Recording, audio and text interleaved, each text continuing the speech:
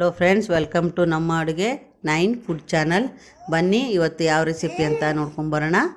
ಈಗಾಗಲೇ ಯಾರು ಸಬ್ಸ್ಕ್ರೈಬ್ ಮಾಡಿಲ್ಲ ಅವರೆಲ್ಲ ಸಬ್ಸ್ಕ್ರೈಬ್ ಮಾಡಿ ಫ್ರೆಂಡ್ಸ್. ಬನ್ನಿ ಇವತ್ತು ಪುಳಿಯೋಗರೆ ಹೇಗೆ ಮಾಡೋದು ಅಂತ ನಾನು ನಿಮಗೆ ರೆಸಿಪಿ ಹಾಕಿ ತೋರಿಸ್ತೇನೆ ನೋಡಿ.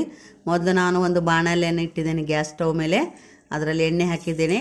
ಎಣ್ಣೆ ಚೆನ್ನಾಗಿ ಕಾದ್ಮೇಲೆ ಸಾಸಿವೆ ಹಾಕಿದ್ದೇನೆ ನೋಡಿ ಫ್ರೆಂಡ್ಸ್. ಸಾಸಿವೆ ಚಟ್ಪಟ್ ಅನ್ನಬೇಕು, ಅಂದ್ರೆ ರುಚಿ ಇರುತ್ತೆ. ಪುಳಿಯೋಗರೆ ಕೆಲವೊಬ್ಬರು ಸಾಸಿವೆ ಜೀರಿಗೆ ಹಾಕೋದಿಲ್ಲ, ನಾನು ಹಾಕಿದ್ದೇನೆ ನೋಡಿ. ಆಮೇಲೆ ಶೇಂಗಾ ಹಾಕಿದ್ದೇನೆ. ಶೇಂಗಾ ಎಣ್ಣೆಯಲ್ಲಿ ಚೆನ್ನಾಗಿ ಬಾಯ್ಲ್ ಆಗಬೇಕದು, ಅಂದ್ರೆ ಕರಿಬೇಕಾದ್ರೆ ಎಣ್ಣೆಯಲ್ಲಿ, ಅಂದ್ರೆ ರುಚಿ ಇರುತ್ತೆ. ಸಾಸಿವೆ ಹಾಕಿಬಿಟ್ಟು ನಂತರ ಶೇಂಗಾ ಹಾಕಿದ್ದೇನೆ ನೋಡಿ. ಆಮೇಲೆ ಜೀರಿಗೆ ಹಾಕಿದ್ದೇನೆ ನೋಡಿರಿ. ನೀವು ಸಾಸಿವೆ ಜೀರಿಗೆ ಇಷ್ಟ ಇದ್ರೆ ಹಾಕ್ಬೋದು, ಇಲ್ಲಾಂದ್ರೆ ಇಲ್ಲ. ನಾನು ಮಾತ್ರ ಹಾಕಿದ್ದೇನೆ.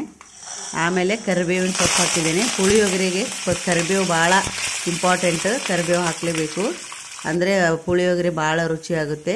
ಕರಿಬೇವು, ಶೇಂಗಾ, ಜೀರಿಗೆ, ಸಾಸಿವೆ ಹಾಕಿ ಆಮೇಲೆ ಗ್ಯಾಸ್ ಆಫ್ ಮಾಡಿದ ನಂತರ ಸ್ವಲ್ಪ ತಣ್ಣಗಾದ್ಮೇಲೆ ಎಣ್ಣೆಯಲ್ಲಿ ನಾನು ಪುಳಿಯೋಗರೆ ಪೌಡರ್ ಹಾಕಿದ್ದೇನೆ ನೋಡಿ.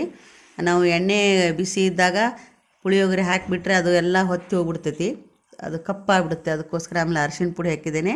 ನಮಗೆ ಎಷ್ಟು ಬೇಕೋ ಅಷ್ಟು ಖಾರದ ಪುಡಿ ಹಾಕಿದ್ದೇನೆ ನೋಡಿ, ಅಚ್ಚ ಖಾರದ ಪುಡಿ. ಆಮೇಲೆ ರುಚಿಗೆ ಬೇಕಾದಷ್ಟು ಉಪ್ಪನ್ನು ಹಾಕಿದ್ದೇನೆ. ಆಮೇಲೆ ಮೊದಲೇ ನಾವು ಸ್ವಲ್ಪ ಅನ್ನ ಮಾಡಿಟ್ಕೊಂಡಿರ್ಬೇಕು ಫ್ರೆಂಡ್ಸ್, ಬಿಸಿ ಅನ್ನ. ಅದು ಉದುರಾಗಿ ಆಗಿರಬೇಕು. ಅದು ಸ್ವಲ್ಪ ತಣ್ಣಗಾದರೆ ಪುಳಿಯೋಗರೆ ಕಲಿಸ್ಬೋದು. ಇದು ಪುಳಿಯೋಗರೆ ಅರ್ಜೆಂಟಿಗೆ ಬೇಕಾದಾಗ ಮಾಡಿದರೆ ಚೆನ್ನಾಗಿರುತ್ತೆ ನೋಡಿ. ಇದಕ್ಕೇನು ಟೈಮ್ ಭಾಳ ಬೇಕಾಗೋದಿಲ್ಲ ನೋಡಿ. ಈಗಾಗಲೇ ಅನ್ನ ಮಾಡಿಟ್ಕೊಂಡಿದ್ದೇನೆ, ಅದನ್ನು ಪುಳಿಯೋಗರೆ ಒಗ್ಗರಣೆಗೆ ಹಾಕ್ತಾಯಿದ್ದೇನೆ ನೋಡಿ. ನೀವು ಕೂಡ ಇದೇ ರೀತಿ ಮಾಡಿ.